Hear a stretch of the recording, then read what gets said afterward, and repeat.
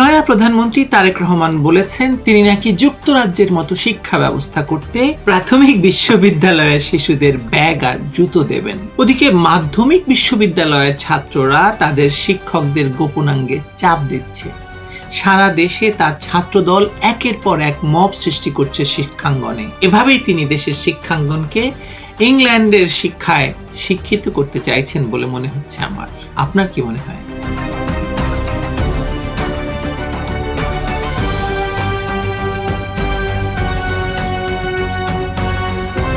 2024 সালের জুলাই সন্ত্রাস বাংলাদেশকে যে কতভাবে হারিয়ে দিয়েছে, পিছিয়ে দিয়েছে তা বলে শেষ করা যাবে না।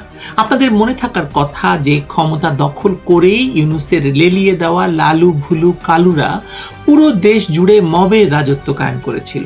শিক্ষা প্রতিষ্ঠান দখল করতে শিক্ষকদের হেনস্থা করার ঘটনা সে সময় বিবেকবান মানুষকে বিমর্ষ করে তুলেছিল।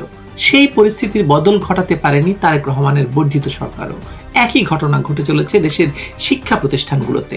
রাজধানীর উইলস লিটল ফ্লাওয়ার স্কুলে ঘটে যাওয়া ঘটনা থেকে আমরা বুঝতে পারছি যে শিক্ষা প্রতিষ্ঠান কেবল নয়, দেশের পুরো শিক্ষা ব্যবস্থা ধ্বংস করার জন্য প্রথমেই সংখ্যালঘু হিন্দু শিক্ষকদের টার্গেট করা হয়েছে, আর তাতে রাষ্ট্রের বিচারপতিরা পর্যন্ত যুক্ত হয়ে গিয়েছেন। ধরুন শিক্ষক দয়াল চন্দ্র পাল যদি দয়াল রহমান হতেন, তাহলে কি এই সাহস পেত এই ছাত্র যে কিনা এই শিক্ষকের ক্লাসে উপস্থিত হয়ে তাকে হেনস্থা করেছে এবং তার, আমি ভাষায় প্রকাশ করতে পারছি না, এবং তাকে যেভাবে নোংরাভাবে হেনস্থা করা হয়েছে শারীরিকভাবে, এবং তাকে আবার বিচারপতি বাবা বাড়িতে ডেকে সেই ছাত্রের কাছে মাপ চাওয়ানোর সাহস পেয়েছেন, এটা কোনো মুসলমান শিক্ষকের ক্ষেত্রে ঘটতে পারত? উত্তরটা আমরা সবাই জানি। এই দেশে সংখ্যালঘু মানেই সহজ শিকার, এই দেশে সংখ্যালঘু মানেই তার কোনো প্রতিবাদের অধিকার নেই, তার কোনো সম্মান নেই, তার ন্যায় বিচার পাওয়ার কোনো গ্যারান্টি নেই। এই সত্যটা আজ আরো একবার নগ্নভাবে প্রমাণিত হলো কাকরাইলের উইলস লিটল ফ্লাওয়ার স্কুলের একটি ঘটনায়। তার মানে কি মুসলিম ধর্মাবলম্বী শিক্ষকরা অন্যায়ের শিকার হচ্ছেন না? হচ্ছেন, সর্বত্রই হচ্ছেন। মব তো হচ্ছেই সর্বত্র, কিন্তু হিন্দু শিক্ষকরা বেশি হচ্ছেন। 2024 সালের আগস্ট তাণ্ডবে অনুপ্রাণিত হয়ে একটি অসুস্থ প্রজন্মের বেড়ে ওঠার কাহিনী বর্ণনা করি আপনাদের। ঘটনার সূত্রপাত Wills Little Flower school and college, Kakrail, ঢাকায় 16 এপ্রিল 2026 বৃহস্পতিবার। সেদিন দয়াল স্যার পদার্থবিজ্ঞানের একজন সিনিয়র শিক্ষক 10ম শ্রেণীর ক্লাস নিচ্ছিলেন।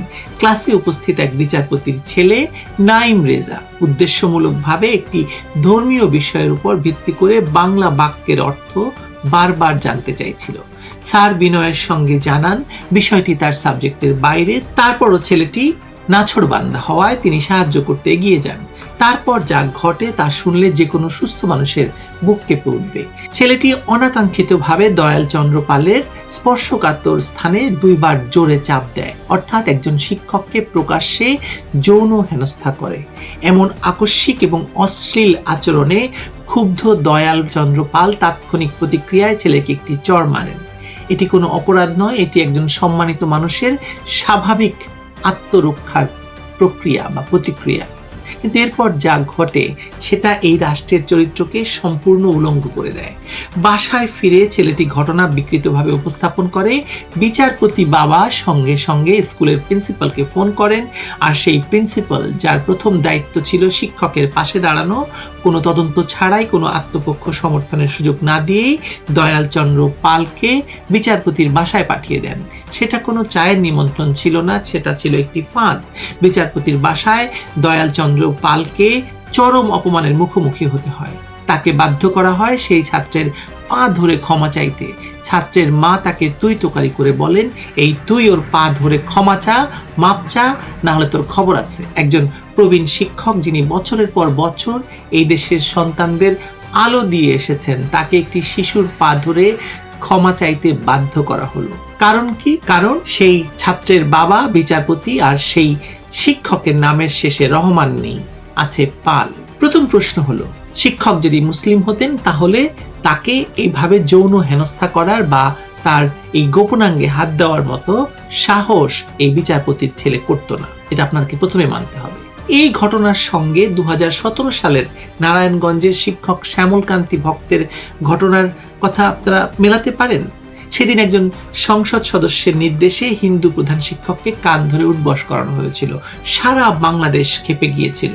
আজ বিচারপতির বাসায় পা ধরে ক্ষমা চাওয়ানো হচ্ছে। এই ধারাবাহিকতা তো একই ব্যাপার। এই ধারাবাহিকতা আসছে ওই মানসিকতা থেকে, যে মানসিকতা মনে করে হিন্দু মানেই দুর্বল, হিন্দু মানেই অপমান সহ্য করার জন্য প্রস্তুত।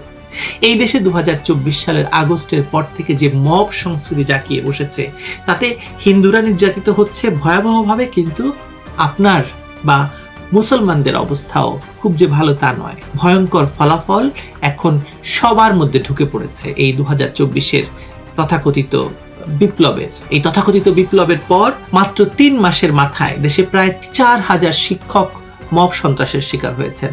মব সন্ত্রাসে শারীরিক মানসিক আঘাতে 6 জন শিক্ষক প্রাণ হারিয়েছেন। 5 শতাধিক শিক্ষক আহত এবং অসুস্থ হয়ে দুর্বিষহ জীবনযাপন করছেন, কেউ হাসপাতালে, কেউ মিথ্যা মামলায় কারাগারে। বরিশালের গৌরনদীতে প্রধান শিক্ষক প্রণয়কান্তি অধিকারীর বাসায় শতাধিক জুলাই সন্ত্রাসী হামলা করেছে।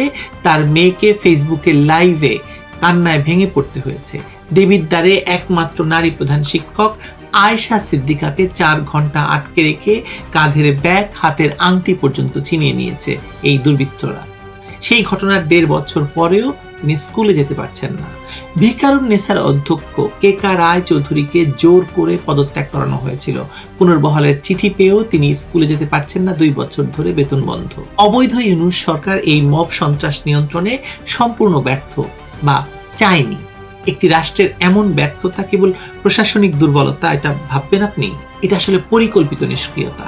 কারণ যারা শিক্ষকের উপর মব লেলিয়ে দিয়েছে তারাই ইউনূস সরকারের পালক পুত্র, তারাই জুলাই তথাকথিত বিপ্লবের তথাকথিত নায়ক। তারেক রহমানের বর্ধিত সরকারও সেই একই পথ ধরে হাঁটছে। তার ছাত্র দলকে লেলিয়ে দিয়েছে এখন শিক্ষা প্রতিষ্ঠান দখল করার জন্য। শিক্ষকদের সম্মান ফেরানোর প্রতিশ্রুতি দেওয়া হয়েছিল, 12 দফা সংস্কার এজেন্ডার কথা বলা হয়েছিল, কিন্তু বাস্তবে কোনো শিক্ষক তার চেয়ারে ফিরতে পারছেন না। স্থানীয় বিএনপি জামায়াত নেতাকর্মীরা সেই শিক্ষকদের স্কুলে ঢুকতে দিচ্ছে না। এই অন্ধকারের মাঝে একটু আলো জ্বলেছে। উইলস লিটল ফ্লাওয়ার স্কুলের শিক্ষার্থীরা, তারা প্রধান বিচারপতির কাছে স্মারকলিপি দিয়েছেন। তারা রাস্তায় নেমেছে, বিচারপতির বিচার চাই স্লোগান দিয়েছে। তারা সাংবাদিকদের সামনে যুক্তি দিয়েছে, শুদ্ধ উচ্চারণে সম্মানের সঙ্গে নিজেদের বক্তব্য উপস্থাপন করেছে, প্রতিবাদ করেছে, কিন্তু তারা উত্তেজিত হয়ে যায়নি, তারা গালাগালি দেয়নি। এই শিক্ষার্থীরাই প্রমাণ করছে যে সঠিক শিক্ষা এখনো কোথাও না কোথাও টিকে আছে এবং চাইলে সেটা নরিশ করা যায়। একটি জাতির ভবিষ্যৎ নির্ভর করে তার শিক্ষার্থীদের চরিত্রের উপর, কেবল তাদের জিপিএ এর উপর নয়। তাদেরকে ব্যাগ আর জুতো দিয়ে আপনি স্কুলে পাঠাতে পারবেন ঠিকই, কিন্তু তাদেরকে সহবত শিক্ষা দিতে পারবেন না। কিন্তু সেই চরিত্র গড়ার কারিগর শিক্ষকদের যদি ছাত্রের কাছে পা ধরে মাপ চাইতে হয়, যদি বিচারপতির সন্তান শিক্ষককে যৌন হেনস্থা করে পার পেয়ে যায়, যদি সে রাষ্ট্র নীরবে এইসব তামাশা দেখে যায়, তাহলে সেই জাতির ভবিষ্যৎ হয়ে গেছে। দয়াল স্যার কান্নায় ভেঙে পড়েছেন, বলেছেন বিচারপতি কখন তাকে গ্রেপ্তার করে নিয়ে যাবেন সেই আতঙ্কে তার দিন কাটছে।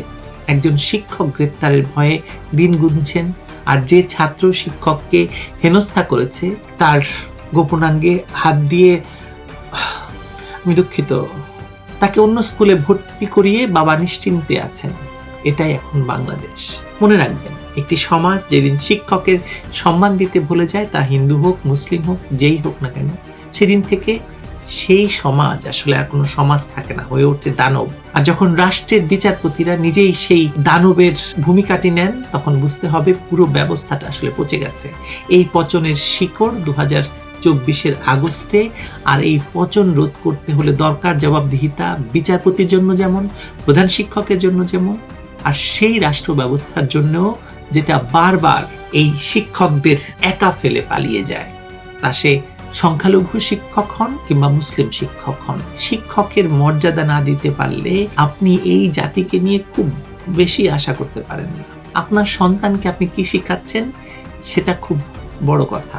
আপনার সন্তানের সামনে যদি শিক্ষককে ডেকে এনে আপনি চড় মারেন, তুইতকারি করেন, পায়ে ধরে মাপ চাইতে বলেন, কান ধরে ওঠা বসা করতে বলেন, এরপরে আপনার সন্তান যখন বড় হবে তারা কি করবে বলেন তো? ভালো থাকবেন সবাই।